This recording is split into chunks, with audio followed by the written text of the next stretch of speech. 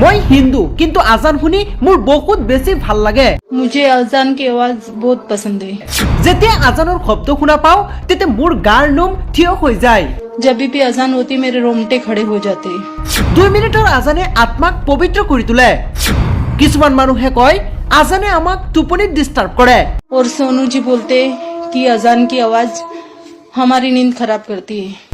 जेते आमार नवरात्रित गान गाय गणपति बाप्पाक लई गान गाय तेते कारो टुपनि डिस्टार्ब নহয়। जब भी वो नवरात्रि के गाने गाते, गणपति बाप्पा को लेके जाने के लिए गाने गाते, तभी किसी की नींद खराब नहीं होती। तेते कोनो मुसलमाने एकোई नकय। तभी तो मुस्लिम भाइयों ने कभी कुछ कहा नहीं। तेनेकले हिंदू भाईসকলে आजानक लई किय এনেকুৱা কৰি থাকে? तो आप हिंदू हो के आप ऐसा क्यों कर रहे हो? धर्म সকলোৰে একেই, ভগৱান সকলোৰে একেই, আল্লাহ সকলোৰে বাবে একেই, কাৰো বাবে বেলেগ নহয়। धर्म सबका एक ही रहता है, भगवान सबका एक ही रहता है, अल्लाह सबका एक ही रहता है, किसी का अलग नहीं रहता है। आजाने মানুহৰ মনক পবিত্ৰ কৰি তোলে।